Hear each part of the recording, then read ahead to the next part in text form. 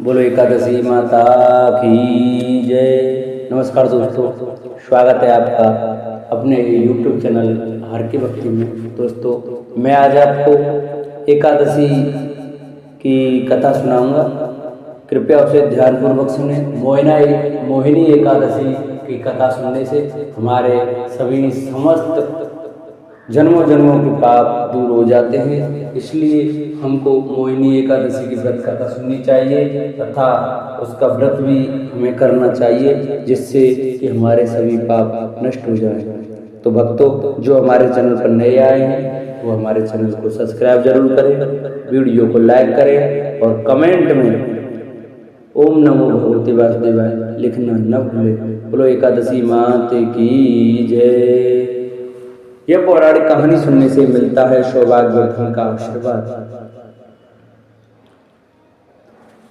मोहिनी एकादशी की कथा महर्षि वशिष्ठ ने प्रभु श्री रामचंद्र जी से कही थी। धार्मिक ग्रंथों में मोहिनी एकादशी की तिथि अत्यंत शुद्ध तथा पवित्र मानी गई है।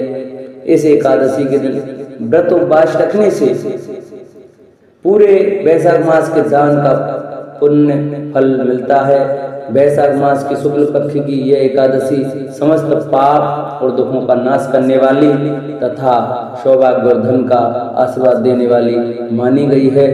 इस व्रत के करने से मनुष्य सब मोहजाल से मुक्त हो जाता है। मोहिनी एकादशी की व्रत कथा के अनुसार सरस्वती नदी के तट पर भद्रावती नाम की नगरी में द्युतिमान नामक चंद्रवंशी राजा राज करता था। वह धन धान से संपन्न और पुण्यवान धनपाल नामक वैश्य भी रहता था। वह अत्यंत धर्मालु और विष्णु भक्त था। उसने नगर में अनेक भोजनालय, प्याऊ और कुएं, सरोवर, धर्मशाला आदि बनवाए थे। सड़कों पर आम, जामुन, नीम आदि के अनेक वृक्ष भी लगवाए थे।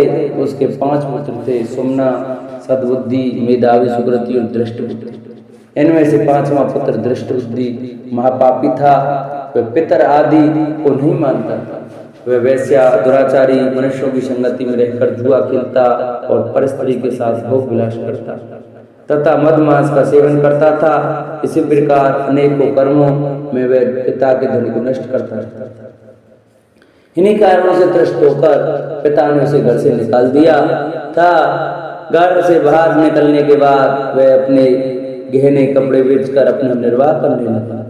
जब सब कुछ नष्ट हो गया तो वैश्य और दुराचारी साथियों ने उसका साथ छोड़ दिया। अब वह भूख प्यास से अति दुखी रहने लगा। कोई सहारा न देख चोरी करना सीखे। एक बार वह पकड़ा गया तो वैश्य का पुत्र जानकर चेतावनी देकर छोड़ दिया गया, मगर दूसरी बार फिर पकड़ में आ गया। राजा ने इस बार उसे कारागार में डाल दिया गया। कारागार में उसे अत्यंत दुख दिए गए। बाद में राजा ने उसे नगरी से निकल जाने को कहा। वह नगरी से निकल वन में चला गया। वहां वन्य पशु पक्षियों को मारकर खाने लगा। कुछ समय पश्चात वह बहेलिया बन गया और धनुष बाण लेकर पशु पक्षियों को मार मार कर खाने लगा। एक दिन भूख प्यास से व्यथित होकर वह खाने की तलाश में घूमता हुआ कौटिल्य ऋषि के आश्रम में पहुंच गया। उस समय वैशाख मास था और श्रृंगी ऋषि गंगा स्नान कर रहे थे। उनके भीगे वस्त्रों के छींटे उस पर पड़ने से उसे कुछ सद्बुद्धि प्राप्त हुई।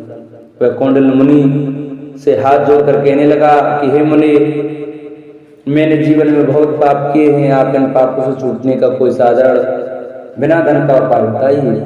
उसके दीन वचन सुनकर मुनि ने प्रसन्न होकर कहा कि तुम वैशाख शुक्ल की मोहिनी नामक एकादशी का व्रत करो, इससे समस्त पाप नष्ट हो जाएंगे। मुनि के वचन सुनकर वह अत्यंत प्रसन्न हुआ और उनके द्वारा बताई गई विधि के अनुसार व्रत किया। इस व्रत के प्रभाव से उसके सब पाप नष्ट हो गए और अंत में वह गरुड़ पर वैकुंठ विष्णु लोक को चला गया।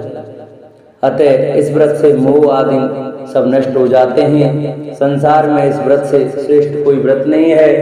इसके महात्म को पढ़ने सुनने से 1000 गोदान का फल मिलता है। इस एकादशी की कथा वैशाख मास के दान का पुण्य देने में सक्षम है।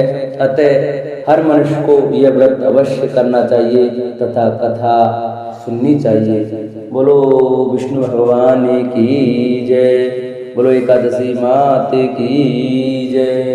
जिन भक्तों को हमारी वीडियो अच्छी लगी हो वो हमारी वीडियो को ज़्यादा से ज़्यादा शेयर करें, चैनल को सब्सक्राइब करें, वीडियो को लाइक करें और कमेंट में ओम नमो भगवते वासुदेवाय, ओम विष्णु वे नमः लिखना न भूलें। बोलो विष्णु भगवान की जय।